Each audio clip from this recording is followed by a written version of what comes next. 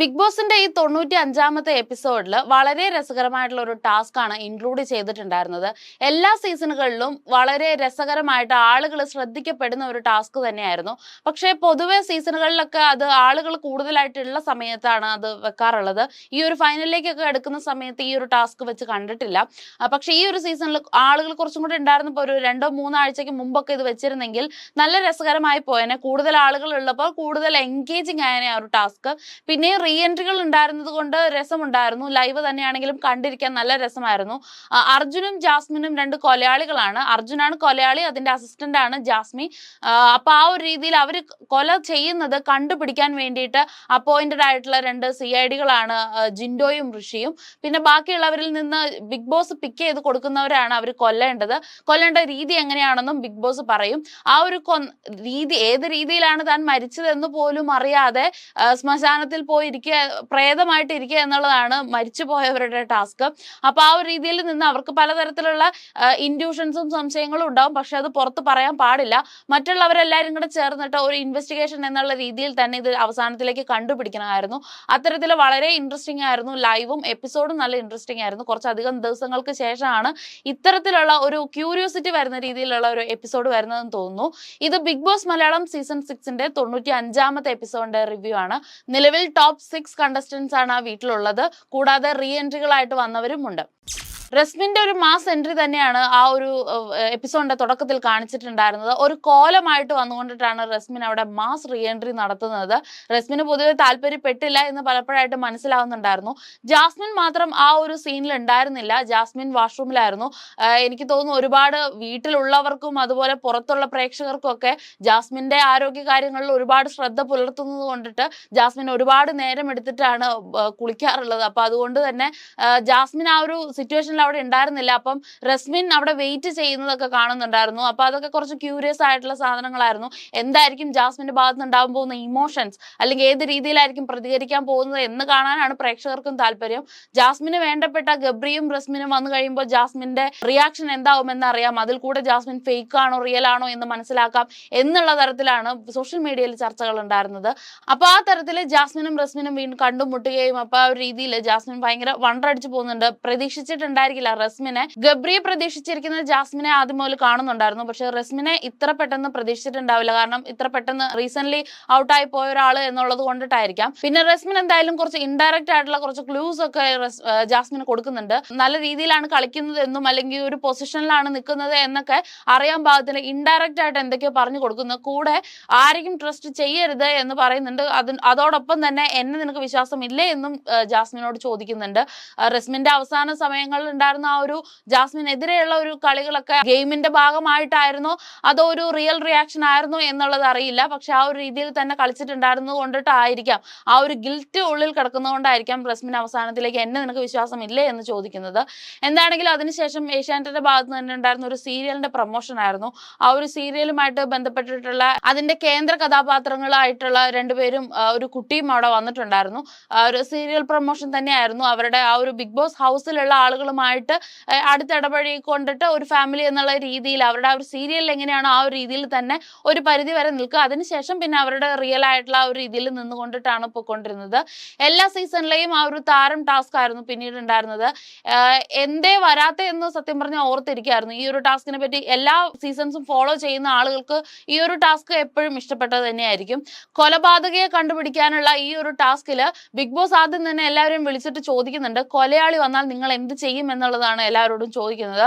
അപ്പൊ യമുന പറയുന്നത്, എനിക്ക് ഭയമാണ്, ഞാൻ പേടിച്ചു പോകും, എന്താ ചെയ്യേണ്ടതെന്ന് അറിയാൻ പാടില്ലാതായി പോകുമെന്നാണ് യമുന പറയുന്നത്. ജിൻഡോ പറയുന്നത്, എങ്ങനെ ആര് വന്നാലും ഞാൻ തകർക്കും, അവരെ ഞാൻ അടിച്ചിടും എന്നുള്ളതാണ് ജിൻഡോ പറയുന്നത്. ജിൻഡോ ഒരു ഭയങ്കരമായ കുറെ നാളുകൾക്ക് ശേഷം കിട്ടുന്ന ഒരു ചാൻസ് ആണല്ലോ.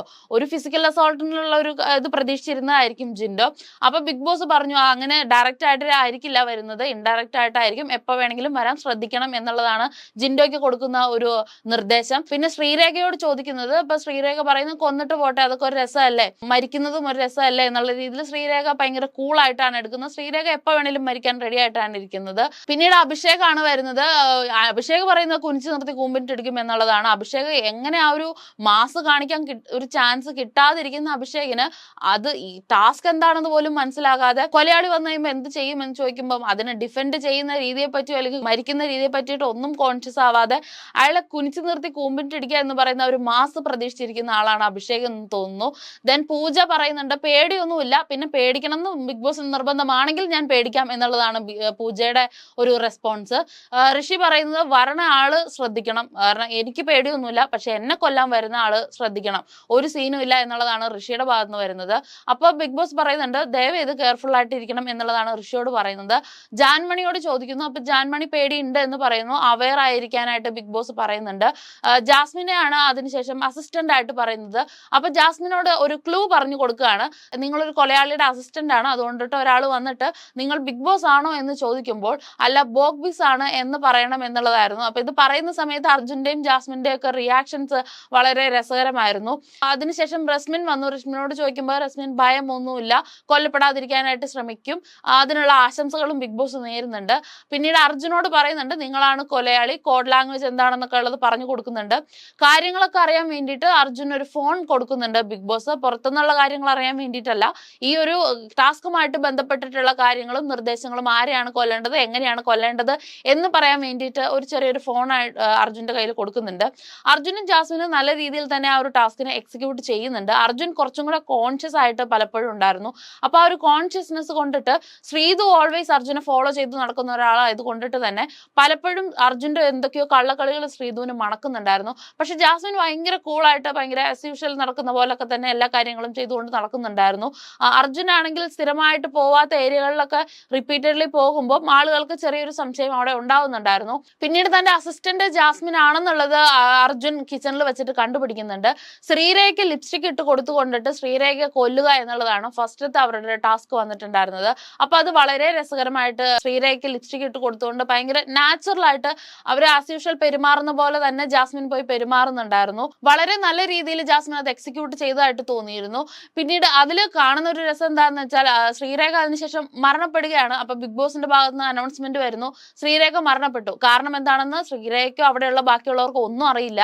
പക്ഷെ അർജുൻ അവിടെ ഒരു ആദ്യം മുതലേ ഉള്ള ദിവസങ്ങളിൽ ശ്രദ്ധിച്ചിട്ടുണ്ടെങ്കിൽ അവിടെ ആർക്ക് എന്തൊരു മോശം കാര്യം വരുമോ അല്ലെങ്കിൽ ആർക്ക് എന്തെങ്കിലും ഒരു ഇഞ്ചുറി സംഭവിക്കുകയോ മെഡിക്കൽ റൂമിലേക്ക് പോവുകയൊക്കെ ചെയ്യേണ്ട വരുമ്പോൾ അർജുൻ തന്നെയാണ് അവരെ ഹോൾഡ് ചെയ്ത് കൊണ്ടുപോകാറുള്ളത്.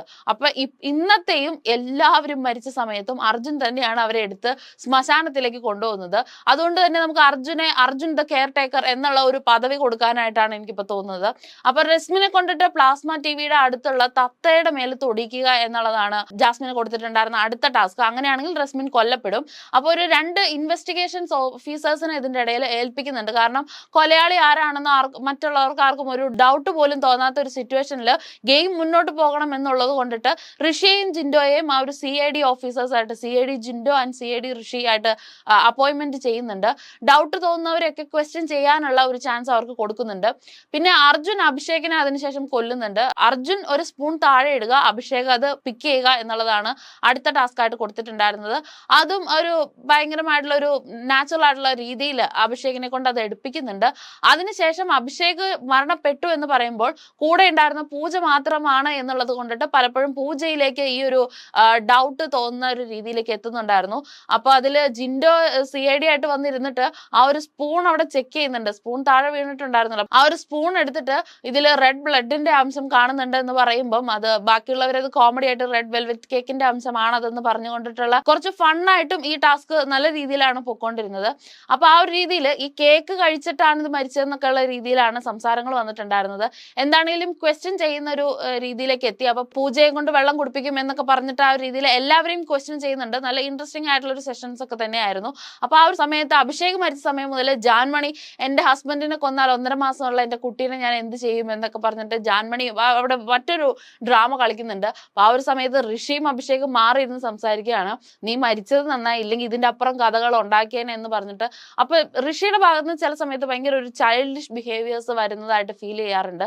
അൻസിബയ്ക്ക് അല്ലാതെ മറ്റൊരാൾക്കും ഋഷിയെ ഹാൻഡിൽ ചെയ്യാൻ പറ്റില്ലെന്നും അൻസിബയെ അല്ലാതെ വേറൊരാളെയും ഋഷി ട്രസ്റ്റ് ചെയ്യില്ല എന്നും തോന്നുന്ന തരത്തിലേക്കുള്ള ചില ചൈൽഡിഷ് ആയിട്ടുള്ള ഒരു ബിഹേവിയേഴ്സ് ആണുള്ളത്. എന്തായാലും എപ്പിസോഡിൽ ഈ ഒരു ടാസ്കിന്റെ ഫുൾ ആയിട്ടുള്ള കാര്യങ്ങൾ കംപ്ലീറ്റ് ചെയ്യപ്പെടുന്നില്ല.